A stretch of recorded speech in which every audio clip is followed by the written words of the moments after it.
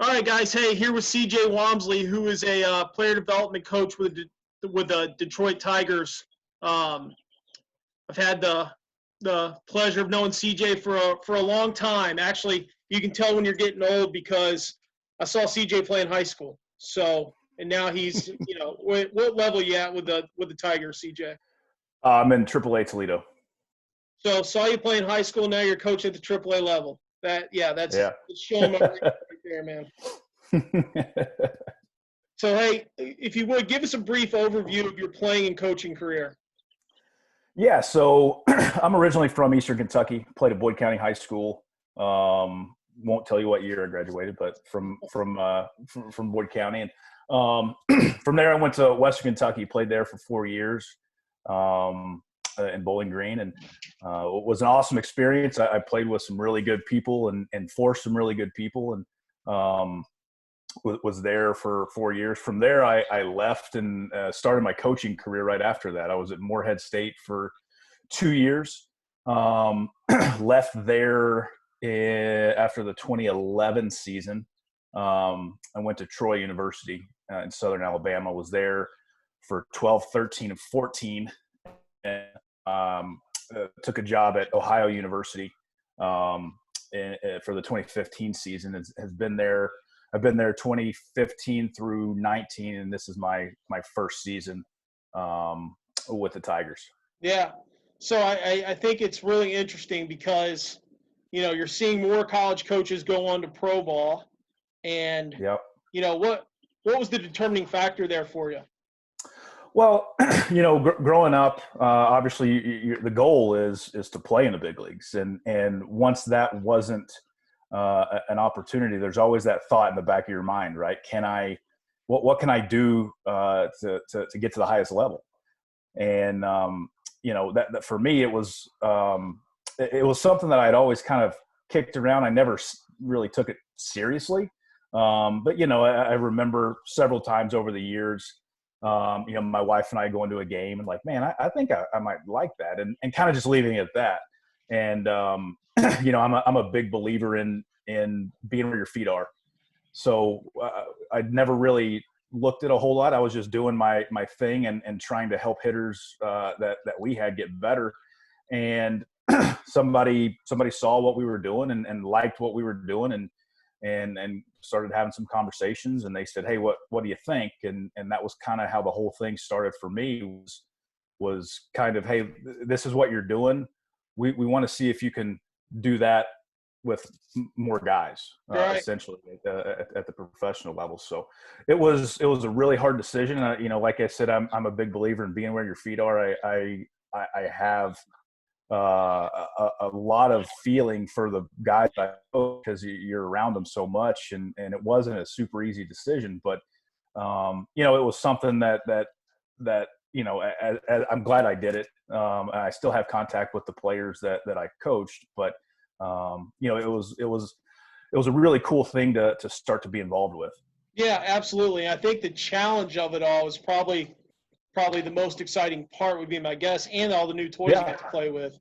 So yeah, that's part of it. There was a lot of things that I thought I knew, but never had the opportunity to work with, which was great. And we were at spring training for about 6 weeks before all of this started, and getting to play with those toys was pretty cool. And then getting to see how it's implemented to help a guy get better, because having the toys is great, but if you're not using it to help a guy get better, then it's a toy. That's all it is. It's a waste, Yeah.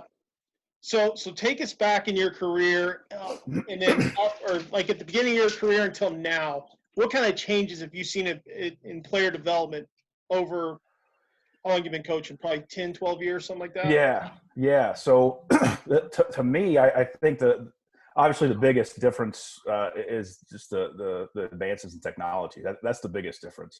I remember, watching video on a cassette tape, on a VHS tape, when you're trying to see that, or even, that was more so my playing career, but as a coach, you get DVDs in the mail. That's kind of the old way. And now it's, a guy can take swings posted on Twitter, and anybody who follows him on Twitter or happens gets a chance to look at it, and that's huge. That's a big difference. But yeah, all the technologies and everything is different. This communication is a lot greater now because when we both first started coaching, it was phone calls and it was letters, and it was a thing, but it wasn't as nearly as prominent as it is now. So all of those things in technology, and not just baseball technology, like I say, it's emails and Twitter, and it's all social media, and that's a huge difference. From a non technology based thing, I think the biggest thing in development, at least for me, because of all of those technologies, we can now get more individualized with the way that things are done. And in my opinion, I think that's what coaching is. It's not one blanket thing that works for everybody. It's trying to really dig in deep and figure out what works best for each guy. And that's really hard, for everyone, Right. because it's so time consuming. Yeah. And, I'm very lucky now that essentially my only job is to help the hitters get better. Right. And that's huge. Being a college coach, and a high school coach, and I mean, there's only so much time in a day, so I think it's awesome now that players have the ability to learn some things. You can build some paths for them and say, hey, this is something that I think you need to start working on, and give them the tools to figure it out, and then they can go and do it. Right. Instead of, I never saw a big league hitter on YouTube as a player, and I was never exactly. go, I want to try. I like his forward move. I like his timing. I like his sequence. I like his whatever. That wasn't a thing for us. So I think that's the biggest thing is that not only, when you talk about edger cameras and excuse me, blast sensors and force plates and things like that, obviously that's a massive difference, but just the ability of watching a hitter. I've watched one big league game a day for the last 30 days that we've been stuck inside, and when we were, as a young player, if baseball wasn't happening, you just weren't watching it. Right. And just to try and get my feel over the last little bit, I've just find some random game, an August 3rd game, the Twins Rays or something, just like watching random games to just watch and be in that environment. And that's the thing I think is the biggest difference is everything is available at all times, and I think that's awesome. Yeah, the creation of YouTube has I think just single-handedly advanced the game, because now you have condensed games. Now you have if I see something on a highlight, then I go to the condensed game the next day, and it's like, oh man, now I can kind of see what led up to it a little bit. Not necessarily the pitch sequence, but I can see what happened into the the couple plays before, the at bat before, whatever the case may be, and it's like it's just all at our fingertips, man, which is awesome.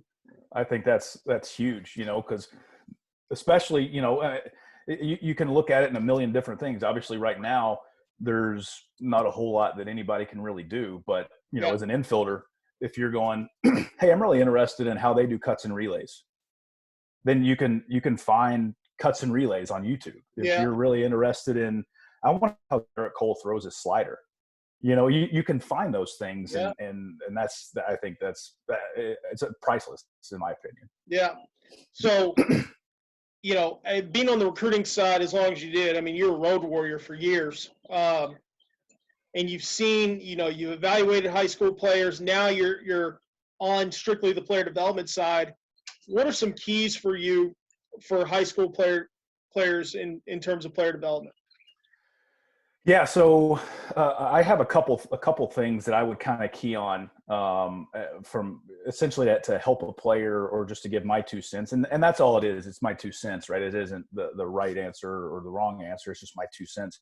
The first thing that I would probably say is eat and lift. That's number one.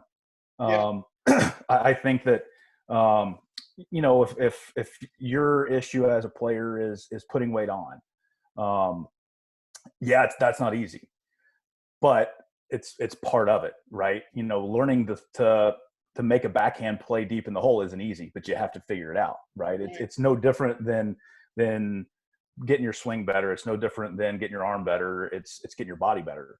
And that would be one of the first things that I would say is eat and lift, and then when you think you've lifted it and eaten enough, eat more and lift more. Right. That would be kind of the first place that I would go, because like I said, as you move up, you play more baseball. That's just the way that it is. If you're a high school player and you play 30 to 35 games during your spring season, then you play 50 in the summer, you're sitting at 80 games. Well, then you go to college, you play a spring and a summer, that's 100 right there. Yeah. And then you get into pro ball, and now you're talking 140 in the minor leagues, and then obviously 162 as you get up to the big league. So the higher you go, the more you play. And if your body isn't in a spot that you can do it every day, then you're going to struggle. To me, one of the biggest misnomers that I think a lot, obviously you want to be strong, you want to be big, you want to be limber, you want to be athletic. All of those things will help you produce better on the field. But the thing that I think gets lost in the shuffle sometimes is I think you need to utilize that and have your body in a good spot, not necessarily so you can play every day, but you train every day. Right. Because if you're lifting twice a week, in what you would consider to be an off season, whether it's the winter or the fall or whatever, and 2 times a week, and you're sore for 3 days after that. Well, if we're being real honest, in an off season setting, 2 days a week ain't going to cut it unless you're in like a rest period. So to me, that's more, hey, I was going to go take fungos today, but my arm's sore. Well, that's an issue. So now you're missing out on development opportunities. Yeah. And that would be kind of the first place that I would go is get your body right and understand that, yes, of course, the whole reason we do all of this is to perform in a game. But if you can't train, that's going to make your game, your live production is going to suffer. If you're only able to throw 3 days a week because you're not stretching correctly, you're not warm up, cool down, you're doing the wrong things, whatever it is. And I don't have all the right answers, but I know that, just going out, picking up a ball and start chucking it, that ain't it. Right. So that would be kind of the first key for me. One of the other things that I've often thought about too, obviously, as we all have, we've seen, hitting Twitter and baseball Twitter in general. And I think it's awesome because, if you can keep people from acting like toddlers, I think that there's some pretty good substance out there, and you're going to have disagreements, right? You're going to have people who believe other things, and that's totally fine. That's one of the great things about our game. There's only one way to hit. My job's obsolete, right? There's a million different ways, right, to do things. And one of the big arguments right now is, at what point do you let guys be kids? And at what point is training too much? Or do you specialize one sport, or do you play? To me, there's no right answer. I played 3 sports my freshman year. I played 2 sports my sophomore year. I played 1 sport my junior and senior year. And it wasn't because I was told to do any of it. Right. I was never told, hey, quit playing football, quit playing basketball. I was never told that. I made the decision. This is what I want to do. So I would rather train through the fall for baseball than go to football practice. And if you're a guy that says, hey, I Friday nights, man, they do it for me, then go do it, Right. And so what I would say is at some point, and it might be when you're 17, it might be when you're 14, it might be when you're, I don't know, it's going to be different for everybody. What I would say is have a realistic conversation with yourself about what you want. From a work standpoint, it's super easy for me as a coach to say you should lift 5 times a week, and you should hit 7 days a week, and you should throw 7 days a week, and you should do that all year round. It'd be super easy for me to say that. But if you're being realistic with yourself, then you can go, all right, what are my goals? Are my goals, do I want to play in the big leagues? if that's legitimately your goal, then your work is going to reflect that. Yeah. You know, lifting twice a week and hitting twice a week and throwing twice a week, that's probably not going to get you the big leagues, you know, unless Yeah. you're in a rest period. So having that honest communication with yourself, I think, is huge because, you know, as coaches, we do it. You know, there's the days that, you know, you're like, man, I'm struggling. I'm tired. You know, we got in late last night and I got to go do this and I got to go do that. And you got to go, all right, well, what are my goals? My goals are to help this particular player be as good as he can be. So I need to get my rear end in the cage with him. That way he can get done what he needs to get done. And I think that's very important because I think too many times guys compare themselves to other people. And we do it as coaches and we've all done it, to where it's like, well, yeah, I hit 3 times a week, but Johnny hit twice and we're on the same team. Right. And that's all fine and good. But what do you want? Because what Johnny wants doesn't matter to you. It's Yep. what you want. And I think that too many times guys, and again, I was, you know, a 14, 15, 16, 17, 18-year-old baseball player myself, as were you. There were times where, you know, you can't see further than right in front of your face, right? Yep, That sure. happens. But I think that it's also, there's also that time to go, all right, what does do my actions reflect what my goals are?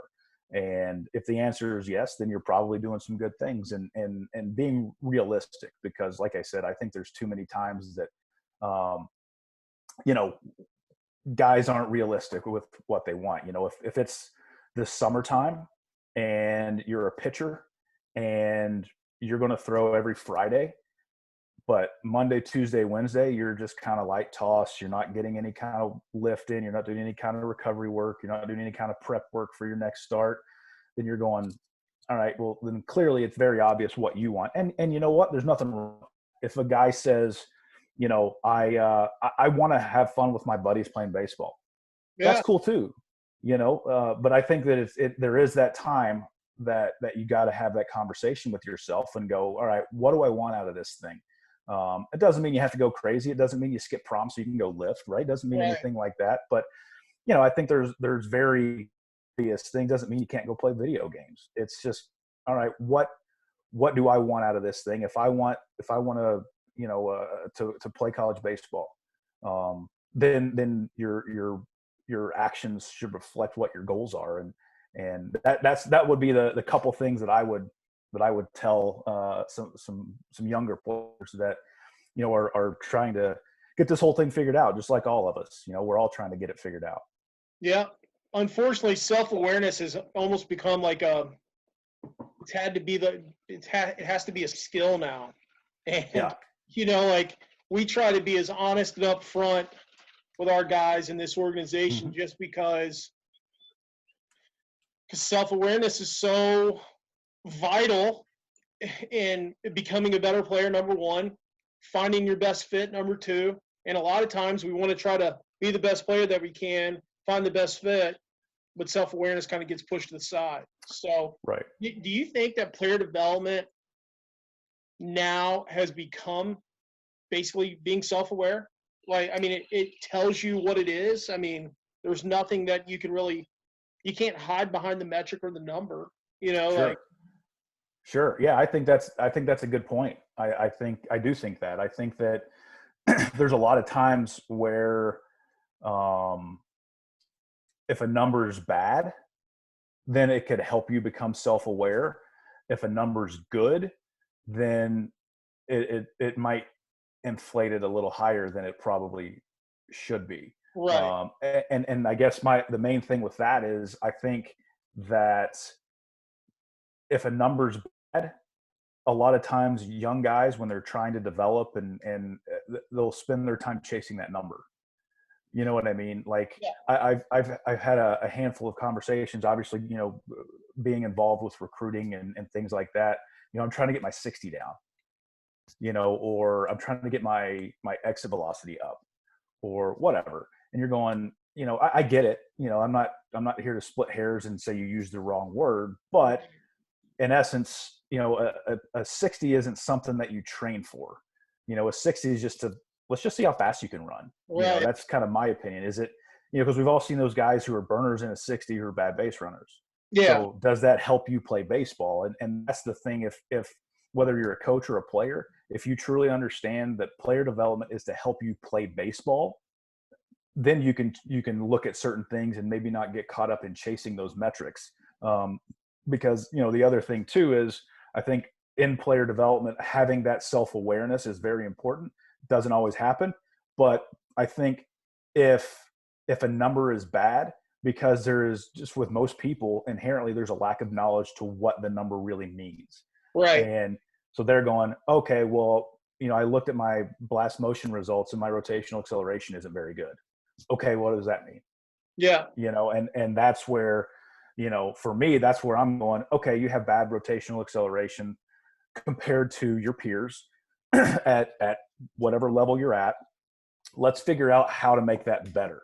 And it's not a judgment, right? It's not an opinion either, but it's not a judgment. It's not, you suck because you have bad rotational acceleration. Right.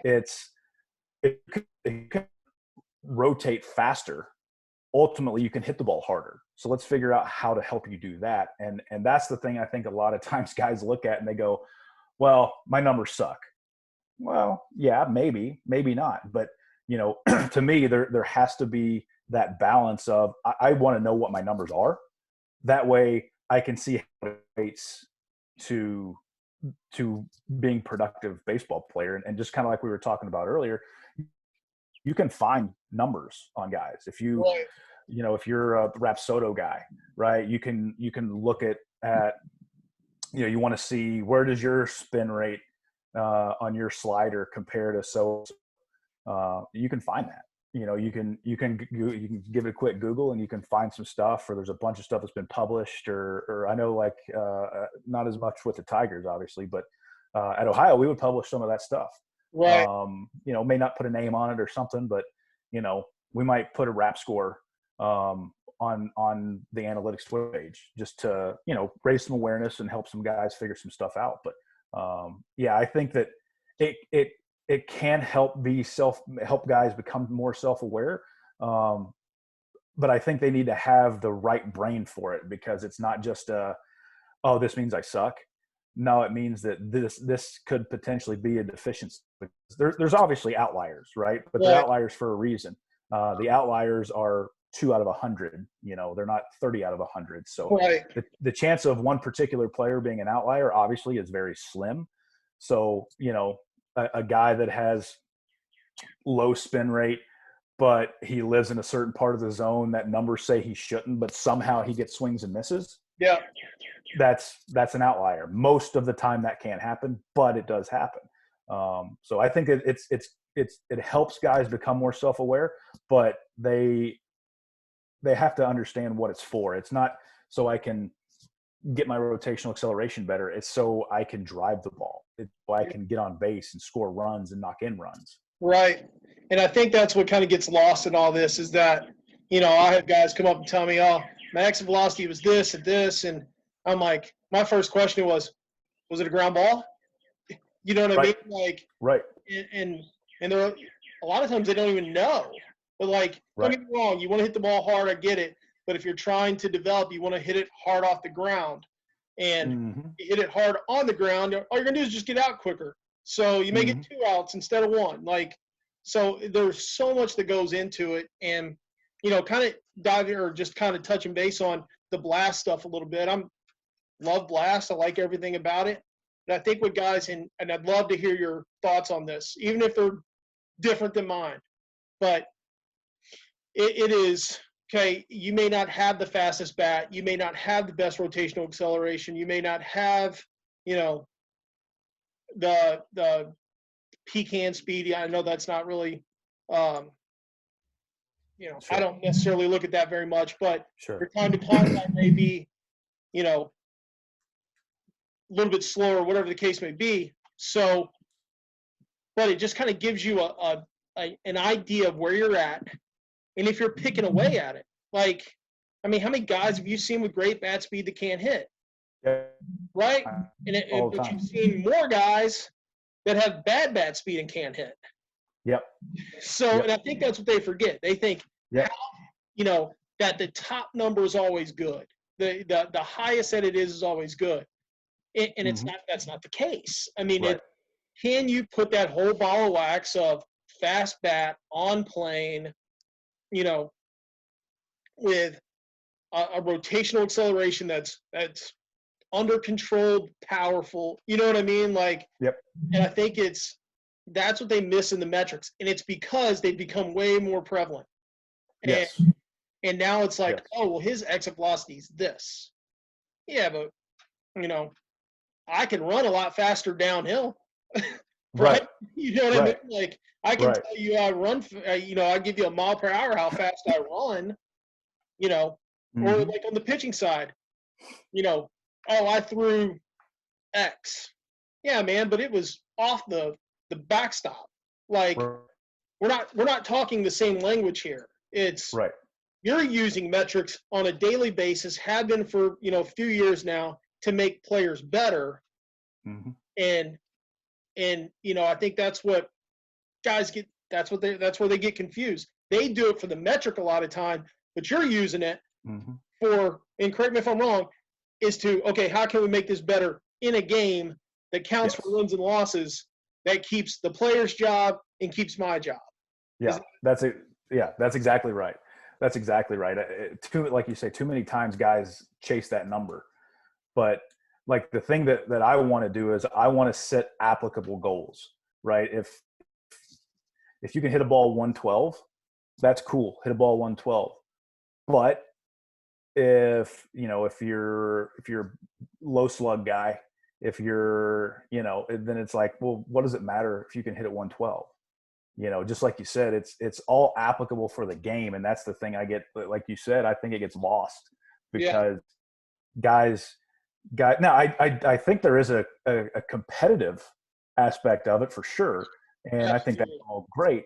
But, I don't think, like, when you start comparing exit velocities or pitching velocities or rotational acceleration or time to impact or whatever, when you start comparing, like as a player, when they start, my this is better than Johnny's that, then like one of the things that I've been doing over the last little bit is going through, we obviously have a lot of metrics on all of our hitters, and I've been going through some things to try and figure out essentially a development plan, because Right. we've got nothing but time right now. We're trying to Right. figure out things and take some time, but I've gone through guys and I'm going, okay, well, I've gone through all of this stuff, and from a kinematic sequence standpoint, they're all good. So I'm not even going to talk to them about that. So that technology is out Right. because they've proven over the course of 250 swings, that's good. So we don't need to mess with that. Another guy going, man, his sequence is everywhere. So this is where we need to go. So when we start focusing on this, and these things happen poorly because of his lack of being able to move correctly. So I don't think it's not a one size fits all thing, right? Even though it all measures the same thing, like a perfect. If you were to look at Bryce Harper and Mike Trout, right, two of the best hitters in the game, if you were to look at all of their metrics, they're completely different. Right. And there's certain things that you would look at Bryce Harper and go, here is what we need to focus on. And then you look at Mike Trout and you go, here is what we need to focus on. Yeah. And they're two completely different things, and they're two of the better hitters in our game, because it's not just a one size fits all thing. It's Bryce Harper's a super loose mover. The way that he can just get his body moving is completely different than the way that Mike Trout does. They both Right. are really good at what they do. Right. And I think that too many times guys get caught chasing those numbers and they don't understand the what's applicable to score runs or to get outs or to win games. And that's ultimately what matters is all of that stuff. If we could figure out a way, if somebody said, hey, listen, you're not going to use any tech for the next year and you're going to win 95 games, I'd go, yep, I'm on board with that. Yep. We won't touch any of that. Yeah. We'll go just our eyes. That's it. Because that's what it's all about. It's all about helping the player get better, helping the player understand their swing or their delivery or their stuff or whatever it is, and doing that to help win games. It's not about the tech.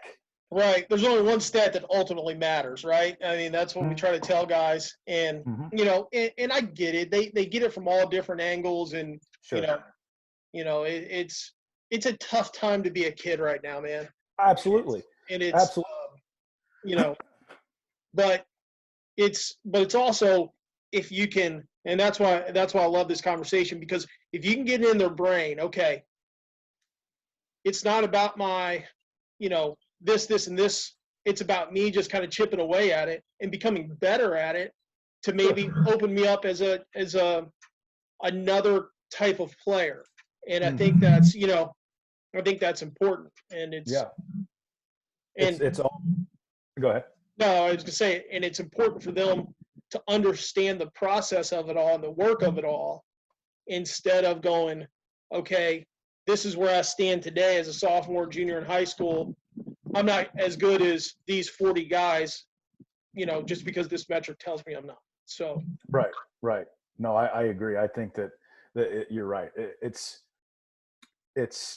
chipping away at your deficiencies to create less deficiencies. Right. right. Like the a really good quote that I saw from Matt Frazier. He's the world's fittest man, CrossFit guy, and they were talking to him about some specific event. Said he said, "Yeah, I knew that this event was in this other guy's wheelhouse, but I train every day to not have a wheelhouse." And I Right. thought that was awesome. Yeah. That's kind of how I look at it. Is you're not training to be good at rotational acceleration. You're training to be good at all of it. Right. And I think that quote kind of stuck with me a little bit, because he's the best in the world at what he does. So Yeah. clearly he's doing something right. And I think that, cherry picking one or two data points, because you can make the data look any way you want. The numbers don't change, but you can look at something and not look at something else. But cherry picking, that's not development. Right. That's a feel good, and there's certainly time for feel good. You can go and, take regular BP and hit homers over the fence off a 52-mile-an-hour fastball. There's Yeah. certainly time for that. But I think it's a lot lower than a lot of people do, because it's not about, and this sounds kind of crappy, but it's not about feeling good all the time. It's You're about right. what game applicable. Um, and that's, and as a player, like I said, like you nailed it. It's a tough time to be, 14, 15, 16, 17 years old. And as a coach, that's one of the things that I pride myself on trying to understand that, and put things in perspective, right? Because it's super easy for me to just go, hey, this is how you should do it. But there's a lot of other stuff going on. Like you said, there's a lot of people in their ears.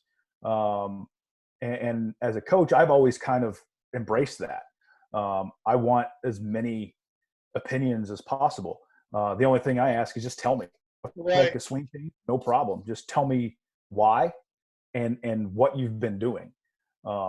Because ultimately what matters.